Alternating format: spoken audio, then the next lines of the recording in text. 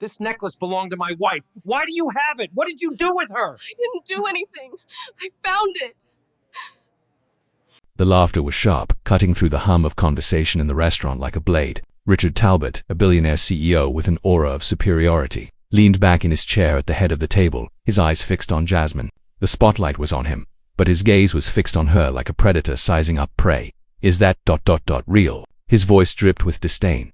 Jasmine stood at the table, a polite smile pasted on her face as she refilled the glasses. The restaurant was one of the finest in the city, luxury embodied in polished wood and glistening glass. Talbot's group of colleagues, men in expensive suits, sat in hushed admiration of his every word. But none of that mattered to Jasmine. It wasn't the clinking of wine glasses or the shining chandeliers that kept her on edge. It was the weight of Talbot's gaze. He gestured towards the pendant she wore, a small, delicate piece of gold. I'm guessing that jewel is fake, he sneered. Do you wear it to pretend you belong? Or is that just how you're supposed to look in this place? The words landed harder than they should have. His laughter echoed around the table, joined by a few chuckles from his colleagues. Their amusement was palpable, but Jasmine didn't flinch. She didn't respond. She just stood there holding the bottle, her fingers tight around its neck. She had heard this before, the subtle mockery, the underlying insult. The world had a way of reminding her that people like Talbot considered her invisible, an object, only valuable if she could be useful. She forced a smile, refilled the glasses, and turned to leave. The mocking tone of his voice, the way his friends laughed, gnawed at her insides. As she walked away, the words stayed with her.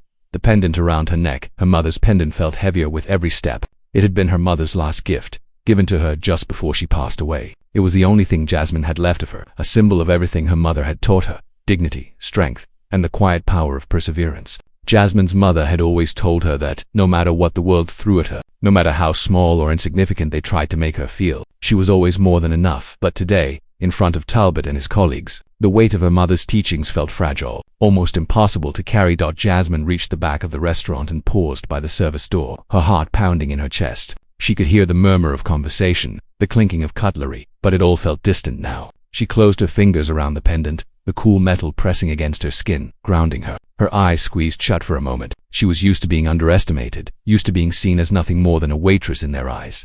But today, something about his words had unsettled her. Jasmine's hand clenched tightly around the pendant. It was more than just jewelry. It was a piece of her history, a piece of the love her mother had left behind. Talbot's words had taken something from her. Not just her dignity, but something deeper, her sense of belonging. Her mind raced. She had lived her life fighting against the world's assumptions, against every person who looked at her and saw only her uniform, her appearance, her skin. But today, the insult had cut deeper than it ever had before. She wasn't just angry, she was determined. Jasmine stood taller, straightening her back. Talbot had no idea who she was, what she had survived. His words, his judgment, weren't the end of the story. They were only the beginning. As Jasmine stepped into the kitchen, her thoughts a whirlwind. Talbot's laughter echoed in her ears. But the more she thought about it, the more she realized that she had a choice. She could let his words define her, or she could turn them into fuel. She clutched the pendant one last time before she slipped it back beneath her uniform. This wasn't over, not by a long shot.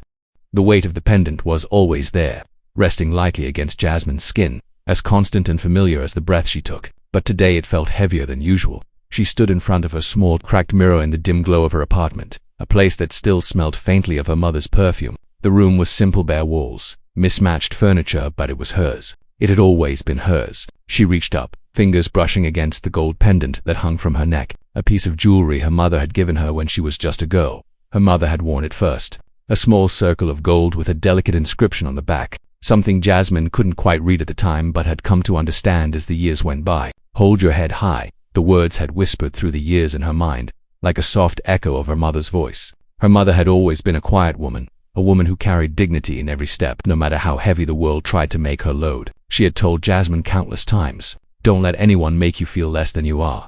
Jasmine's memories of growing up were filled with contrast, her mother's warmth against the harshness of the world outside. They lived in a small, cramped apartment in a working-class neighborhood, a place where the clamor of sirens and the echo of closed doors were more familiar than the quiet of peace. Jasmine watched her mother work 2 jobs, her hands rough from the labor, but always with a smile when she came home, always making sure Jasmine felt loved, seen, even when the world didn't. Her mother didn't have much, but what she had, she gave with grace. It was a lesson in resilience, in strength, in pride. "You are enough, Jasmine," she would say. No matter how the world tried to define them, no matter how the weight of poverty pressed down on them, don't let anyone ever tell you differently. Jasmine had seen her mother take on the world with those words, face to face with the people who looked down on them because of their skin, their income, their place in society. But Jasmine also saw the toll it took, the endless work, the battles against the people who made her feel small, and the quiet suffering that no one saw. But through it all, her mother had worn that pendant, and it had meant something. It was a symbol of something bigger than survival. It was a symbol of self-worth. No matter how difficult life became, no matter how many doors were slammed shut, Jasmine's mother never wavered in teaching her daughter one simple truth. Dignity came from within, not from what others decided you were worth. Now, standing in her apartment, Jasmine touched the pendant again, her thumb tracing the edges. She had worked hard to get to this point, to hold on to the values her mother had instilled in her. But there was something more now, something heavier than before. Today, at the restaurant, the insult from Talbot had felt like a personal betrayal. It wasn't just about the jewelry. It was about the world telling her, once again, that she didn't belong in spaces like that, that people like her were nothing more than tools to be used and discarded. Her eyes met her reflection in the mirror. She saw the same woman who had worked long hours, the same woman who had pushed through the challenges of her life. But today there was a difference. Today, the weight of the pendant, of her mother's legacy, felt like a burden she wasn't sure how long she could carry. The world had always tried to make her feel less, but her mother's voice still echoed in her mind. Hold your head high. Jasmine exhaled slowly, a quiet storm raging within her. How long could she keep doing this? How long could she wear the weight of other people's assumptions and still stand tall? The pain of being overlooked, dismissed, it wasn't new, but today it felt sharper, like it had a deeper edge. She stood there for a moment longer, eyes locked on the pendant, her mother's words spinning in her head. Jasmine wondered how much longer she could endure the constant reminders that she wasn't enough. But then, something flickered inside her. She clenched the pendant in her hand, feeling its coolness, its strength. Her mother had always known this day would come, and when it did, Jasmine knew what she had to do. The mansion was quiet, the kind of quiet that only wealth could afford, still distant, like the sound of a world that has been carefully curated. Richard Talbot stood at the edge of the large window, staring out over the sprawling estate that seemed to stretch endlessly into the horizon. Below him, the manicured lawns were bathed in the warm glow of the setting sun, a reminder of everything he had built, the private jets, the multi-million-dollar deals, the empire. He had it all. He had fought for it, clawed his way to the top. And yet, standing here, in the solitude of his own success, it felt hollow. His thoughts wandered, as they often did when the weight of the day's deals faded into the background. He reached for a photograph sitting on a small table beside the window, the edges of the frame worn with time. It was a picture of Elizabeth, his late wife. She had been beautiful, poised, always the perfect partner in his carefully constructed world. They had traveled the globe together, built their lives together, but her death had left a void that nothing could fill. He ran his fingers over the glass, tracing the outline of her face. In the photograph, she was holding something small, delicate in her hand, a pendant, similar to the one Jasmine had worn that night at the restaurant. He had never noticed it before, but now, seeing it, something stirred in him. The pendant Elizabeth had always worn was a relic of their travels, a gift she had received on their honeymoon, something to remember their love by, something to anchor her to the memories of their shared life. But there was something about this pendant's weight, its design, that unsettled him. It was no coincidence. The resemblance to Jasmine's was uncanny. The way it caught the light, the way it glimmered in the photo, even though it was faded with age.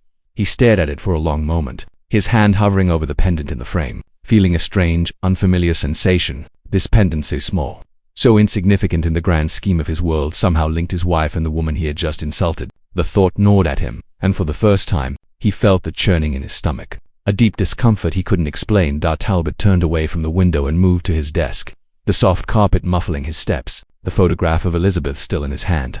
He placed it down next to an array of papers, board meetings, contracts, plans for the future. The world he had built was structured, precise, every piece in place. But as his eyes flicked back to the photo, his gaze darkened. How could the pendant, something so small, so seemingly trivial, make him feel this way? It was just a trinket, a thing. Yet, it carried what a weight he hadn't noticed before. And it wasn't just the pendant, it was the fact that Jasmine had worn something so similar. As if fate had tied these two women, his wife, a woman who had lived in a bubble of wealth and privilege, and Jasmine, a woman he had once mocked, someone from an entirely different world, together in some twisted way. He had seen her, Jasmine, standing there with her simple pendant, her calm defiance. He had felt a fleeting moment of discomfort, of something inside him cracking just a little. He couldn't shake it. His words, his mockery, was that really the extent of his power? Was this how the world had shaped him into the man he had become? For all his wealth, all his success, all his power, there were things in this world that made him feel small. His reflection in the mirror, his wife's memory, and now Jasmine's quiet strength. It was a contrast he couldn't ignore. As Talbot sat back in his chair, the photo of Elizabeth before him, his fingers still hovering near the pendant, the realization hit him like a wave. The connection between Jasmine and Elizabeth was there, undeniable, hidden beneath the surface, a silent reminder of everything he had lost and everything he had never fully understood. Something inside him shifted and settling, yet impossible to ignore. The weight of his own actions, the way they rippled across the world, was beginning to dawn on him. He wasn't in control anymore, and the thought gnawed at him. He stared at the pendant again, this time more intensely, unable to turn away. Something was stirring inside him, and he wasn't sure what it meant. But he knew one thing: this was only the beginning. Jasmine stood in front of the mirror, her hands resting on the edges of the sink. The quiet of the back kitchen felt like an entire world away from the fine restaurant she had served in all evening. Her heart raced, thoughts tangled in a whirlwind of uncertainty. The message from the owner had come unexpectedly. Richard Talbot, the billionaire CEO, wanted to meet her privately. At first she'd been unsure how to respond. Talbot was a man who had belittled her, dismissed her as nothing more than a piece of background scenery in his world. What could he possibly want now? Jasmine's fingers brushed against the pendant at her neck. The one that had once been a gift from her mother, a symbol of resilience, dignity, and the quiet strength she carried. Her mother's voice echoed in her mind: hold your head high no matter what, and she would. Whatever this meeting held, she would face it standing tall, not just for herself, but for the countless others who were treated the same way by men like him. That she walked through the dimly lit corridor toward the restaurant's private room. Every step seemed heavier than the last. The air in the hall felt thick, every sound too sharp in the stillness. She had never been in a room like this one before. Talbot sat at the head of a polished, dark wood table. The faintest trace of discomfort in his posture was almost enough to make her pause. He was a man who was used to being in control, used to having power over everyone and everything in his orbit. But today, there was something different. The door clicked shut behind her, and they were alone. Miss Williams, Talbot began, his voice low. Careful, please, sit. He gestured to the chair across from him, his eyes flicking nervously to the pendant around her neck. For a brief moment, he hesitated, then he cleared his throat. I owe you an apology. Jasmine remained standing, her posture straight and her eyes fixed on his. Her mind raced, trying to process what was happening. Talbot, the man who had belittled her so easily as if her very existence was a joke, was now apologizing. His words were unfamiliar to her ears. She had never seen this side of him. I was wrong, he continued, his tone now softer, as if searching for the right words. I insulted you, and I had no right to do so. What I said. He looked at the pendant again, then back at her. It was unnecessary, and I can't take it back, but I can try to make amends. Jasmine's pulse quickened, but she remained still. The apology hung in the air, but it didn't quite land. It didn't erase the sting of his earlier words. He wasn't just apologizing for the insult. He was apologizing because he had been caught. It wasn't about her. It was about his discomfort, his own image. You think saying sorry fixes it? Jasmine finally spoke, her voice cutting through the tension. Her words were calm, but there was steel beneath them. It's not just about what you said to me. It's about what your kind of power does to people like me. You don't see you as you never have. Talbot's face tightened, his lips parting slightly as if he were about to argue. But Jasmine wasn't done. She leaned in, her voice firm, her gaze unwavering. And people like you, she continued, you think you can get away with treating people as if they're beneath you, just because you have money, just because you have influence, but you don't get to define who I am or who anyone else is. You didn't take anything from me that matters, but you've taken so much from others, from people who will never get the chance to speak up. She paused, letting the weight of her words settle in the air between them. Talbot sat back in his chair, his eyes locked on her, but there was no smugness now, only an uncomfortable silence. Jasmine wasn't finished yet. You want to apologize? Fine, but don't think that's enough. You can say sorry all you want, but until you understand the system you represent, the system that keeps people like me at the bottom, you'll never get it. There was a long pause. Talbot's gaze flickered briefly to the pendant again, then back to Jasmine. He seemed at a loss for words, something he wasn't accustomed to. She could see him trying to reconcile the image of power and success he had built with the reality she was presenting to him. For a moment, she saw the cracks in his armor. Jasmine didn't wait for him to respond. She turned on her heel and walked toward the door, her steps steady, her posture unyielding. As her fingers touched the handle, she paused, looking back at Talbot, who remained silent. I hope you take a good look at yourself, she said, her voice soft but full of finality, and not just the person you see in the mirror, but the person you're letting the world become. With that, she opened the door and stepped back into the busy restaurant, the weight of the conversation still lingering in the air behind her. Jasmine wasn't sure if her words had done anything. She wasn't sure if Talbot had hurt her at all, but she knew this much: she had spoken the truth, and that was enough for now.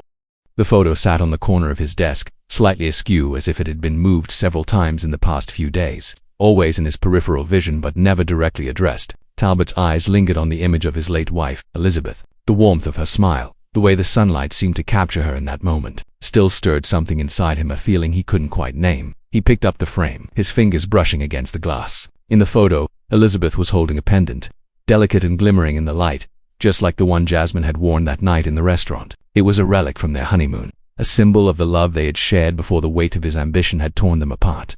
Talbot's mind drifted. Elizabeth had always been the heart of their family, the one who believed in equality, who cared for the less fortunate, who saw people for who they were, not what they could give. It was her belief in fairness, in the value of human dignity, that had initially drawn him to her. But somewhere along the way he had changed. He had become consumed by power, by the hunger to build something so great that it could never be taken from him. He had sacrificed everything for that, even her. The events with Jasmine had been a sharp contrast to the life he had carefully constructed. Her calm, unflinching defiance in the face of his mockery kept replaying in his mind. She had stood her ground, not just for herself, but for something bigger, something he had forgotten in his rise to the top, for the first time in years. Talbot felt small. Jasmine wasn't just a waitress, a person to be dismissed in the way he had so often dismissed others. She represented everything: his wealth, his empire, and his ego had failed to achieve, the kind of person who didn't need money or status to stand tall. She had something deeper than power-self-respect. Her pendant, the one that resembled Elizabeth's, continued to haunt him. He had mocked her for it, believing it to be cheap, a token of someone trying to appear more than they were. But now, it felt like a symbol of something he had lost: his own connection to real values, to something that wasn't measured by profit or influence. Talbot sat back in his chair, the weight of his thoughts pressing down on him. For the first time he allowed himself to question the world he had built. Was it worth it? Was the empire, the wealth, the power really worth the cost? He had built his life on the idea that success and control were the only things that mattered, that they were the ultimate validation of his existence. But now, as he looked at the photo of Elizabeth and saw the pendant in Jasmine's hands, he wondered if he had lost something much more important along the way. The image of Jasmine, standing in the restaurant, her strength in the face of his cruelty. We pushed him further into his own reckoning. She was no longer just a figure he could dismiss. She was a reflection of everything he had abandoned in his quest for more. The simple truth she embodied: dignity, self-worth. Equality was something he had long since forgotten. He needed to understand her, not just to apologize, but to understand who she was, what she represented. The pendant she wore wasn't just jewelry. It was a symbol of resilience, of pride. It meant something to her, something that had survived years of struggle, of being overlooked. It was more than just a reminder of her mother's love. It was a reminder of who Jasmine was and what she stood for. Talbot's decision was made in a heartbeat. He would learn more about Jasmine, about her life, about everything she had endured. He couldn't continue down this path without confronting the reality of his actions. His pursuit of power had blinded him, but now, for the first time in years, he saw clearly. The journey he was about to undertake wasn't just for her, or for redemption, it was for himself. The investigation had begun, and with it, the first steps toward understanding the man he had become. The sky outside Talbot's office was overcast, heavy with the promise of rain. It mirrored the heaviness in his chest, a weight that had settled in since his last meeting with Jasmine. He sat at his desk, staring at the papers in front of him: strategies, contracts, figures that once filled him with pride. Now, they felt hollow. His company, his empire, had always been about growth, expansion, and influence. But as the echoes of Jasmine's words filled his mind, he realized how much of it had come at a cost. His wealth had never meant much beyond numbers in an account, while his power had been an illusion, propped up by his ability to silence and dismiss anyone who didn't fit into his world. It wasn't just the apology to Jasmine that haunted him. It was the realization that he had been blind to the lives of people like her, their struggles, their resilience. Jasmine had stood before him not as a servant, but as someone who had survived a system that had been designed to keep her down. She wasn't a victim of her circumstances. She was a product of strength, of dignity. He had mocked her once, but now he could see the truth. Jasmine wasn't just a waitress. She represented everything he had ignored in his pursuit of success. Her voice was the one he had been drowning out, and it had come crashing through the walls of his empire like a storm. Talbot pulled out his phone and dialed the number that had sat unanswered for days. When Jasmine's voice came through the line, calm and distant, his stomach churned. "Jasmine," he began, his voice softer than usual. "I've been thinking a lot about our conversation, about what you said, about how people like you were treated." He paused, unsure of how to proceed. "I want to understand more. I want to learn about your life, your struggles, the things that matter to you." There was a long silence on the other end of the line before Jasmine responded. Her voice was guarded, skeptical. "Why now?" Talbot's heart beat louder in his chest. "Because I was wrong, and I need to do more than just apologize. I need to change the way I see the world, and I want to help you achieve your dreams. Whatever they are, I want to support them." There was another pause, and for a moment, Talbot thought she might hang up. But then she spoke again, her words careful, measured. "Why would you do that? Why would you help someone like me?" "Because," he said, his voice firmer now, "I've built my whole life around power. But real power, Jasmine, comes from understanding, from using what we have for something greater than ourselves. I've wasted too much time using my influence for the wrong reasons. It's time I used it for something that matters. The next few days were a blur of meetings and decisions. Talbot worked with his team, pulling together the resources of his company for an event he knew would make a difference. It wasn't just about hosting a charity gala or slapping a band-aid on his own guilt. This time it was different. This event would be about social justice, about giving those who had been marginalized the space to speak, the opportunity to be heard. He reached out to Jasmine again, this time with a formal invitation. He wanted her to be the one to speak, to share her story, to help others see the world the way she did. But Jasmine was cautious, unsure if his gestures were genuine or simply a way to wash away his guilt. She had seen people like him use power for their own benefit before. Why should she believe him now? Talbot met Jasmine in person before the event, his face earnest as he looked at her, waiting for her answer. "I know you're hesitant," he said, "but this is about more than just words. This is about creating real change, and I want you to be a part of it. Your voice deserves to be heard."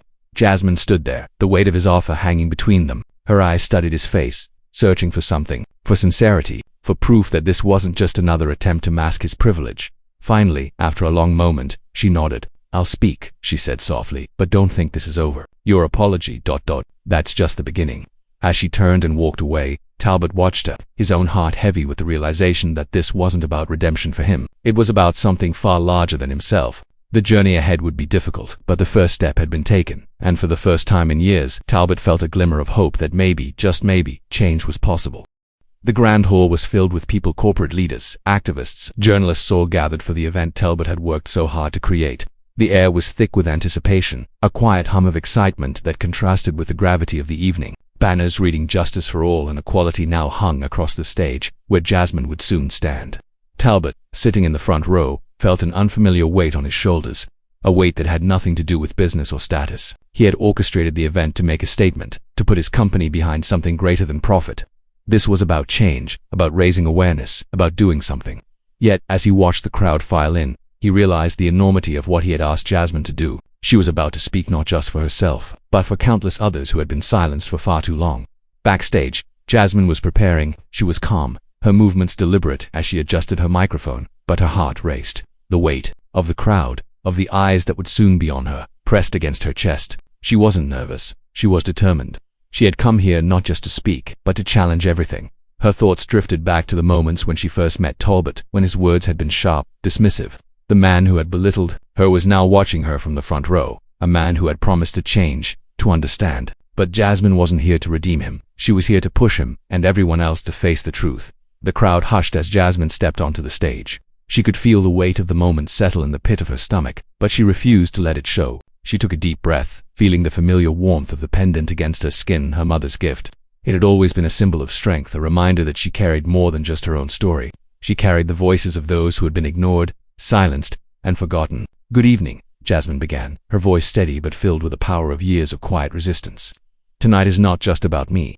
It's about everyone who has been overlooked, dismissed, or pushed aside because they don't fit the mold the world has created for them." Her eyes scanned the room, catching a glimpse of Talbot in the front row.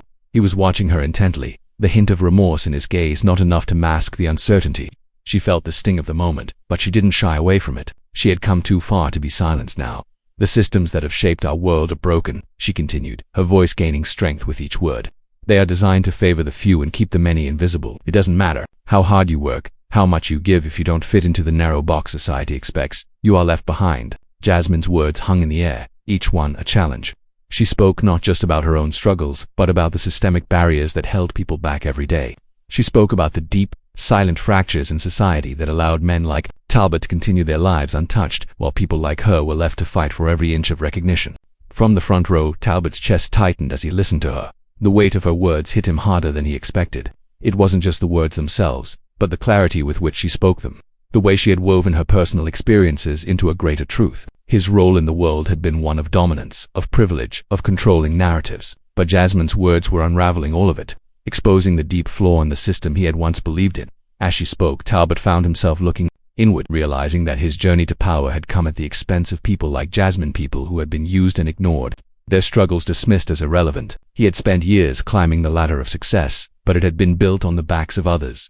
The crowd was silent as Jasmine finished speaking, her final words hanging in the air like a challenge. True change doesn't come from a single moment of recognition. It comes from dismantling the systems that created these inequities in the first place.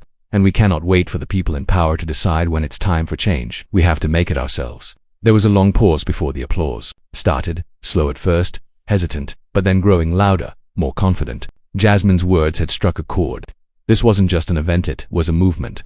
And for the first time, the room was beginning to understand that the change Jasmine spoke of could not be ignored. Talbot sat in his chair, feeling the weight of his past decisions settle over him like a cold wave. Jasmine had done what he could never have done. She had spoken the truth, unapologetically. And now, as the applause echoed in his ears, Talbot realized that redemption wasn't something that could be achieved in one grand gesture. It wasn't about one speech, one apology, or one moment of change. It was about a lifetime of change, and it had to start with him. The stage was set, the light shining down on the crowd that had gathered to witness a moment they hadn't expected. Richard Talbot, the billionaire CEO, standing at a podium, ready to confront a truth he had spent his life avoiding. The room was full, yet there was a heavy silence as he stepped forward, his usual confidence replaced with something else, something more fragile. Talbot adjusted the microphone, glancing over the audience. This wasn't just a business meeting or another press conference. This was the culmination of a journey that had begun with an insult, a mistake he'd made years ago, and a woman named Jasmine who had forced him to see the world through a different lens. He cleared his throat. I stand here today not just as a businessman, but as a man who has spent far too long blinded by privilege, Talbot began, his voice steady but carrying a weight he'd never allowed it to before. For much of my life, I believed that success meant power, having more than anyone else, controlling the narrative, bending the world to my will. I was wrong. I overlooked the voices of people who should have been heard, people like Jasmine, who were too often silenced by the very system I had helped build. The words were hard to say, but they were necessary. He had built an empire on ignoring the very people he now knew he should have been lifting up. In that moment, standing before the crowd, Talbot knew he couldn't undo his past mistakes, but he could begin to right the wrongs, to shift the trajectory of his legacy. He paused for a moment, gathering his thoughts. I have caused harm. I have built my success at the expense of others, and I can never take that back. But I can choose to use my resources to support real change, to build a future where power is shared, not hoarded. I won't pretend that this apology makes everything right, but it's a first step, one that I hope will lead to something more. In the back of the room, Jasmine watched quietly from the shadows. Her hands were clenched around the pendant that hung around her neck. It was the same pendant her mother had given her, the same one that had once been a symbol of a life she had been told she could never have, the life she had fought for. And now, it was a symbol of the change she had sparked in Talbot and through him, in the world. She had heard him speak before, his words hollow, his apologies self, but something had shifted. This wasn't the same man who had mocked her at the restaurant. Talbot had opened his eyes, even if it was too late to undo all the damage. He had taken responsibility, publicly acknowledging the systems that had sustained his privilege. She had made him see it whether he fully understood it or not. As Talbot finished speaking, the room erupted in applause, but Jasmine didn't join in. She didn't need the applause. She didn't need validation from this crowd. Her victory wasn't in the applause. It was in the change that had begun, the seeds of something more. She had done what she set out to do, not just for herself, but for everyone who had been overlooked, dismissed, or trapped by systems they couldn't escape. After the event, Jasmine walked out into the cool night air, her feet steady as she moved through the crowd. The world had shifted. She had felt it. Talbot's words, his promise, had started the process. But she knew the real change would come from the people, from those who had been fighting for years and would continue to fight long after the cameras stopped rolling. The city around her felt different now. The lights didn't seem so distant, the streets less crowded with shadows. For the first time, Jasmine felt the weight of the world shifting, not just in her favor, but in favor of those who had been left behind as she walked alone. The pendant in her hand, Jasmine felt a deep, quiet peace settle within her. It wasn't about winning, and it certainly wasn't about Talbot. It was about knowing that her struggle had opened a path not just for her but for others who had been ignored. The battle wasn't over. It would never be over. But for the first time, Jasmine wasn't afraid. She looked down at the pendant, her fingers tracing the edges, a quiet symbol of the journey from oppression to empowerment. The world had changed, and so had she.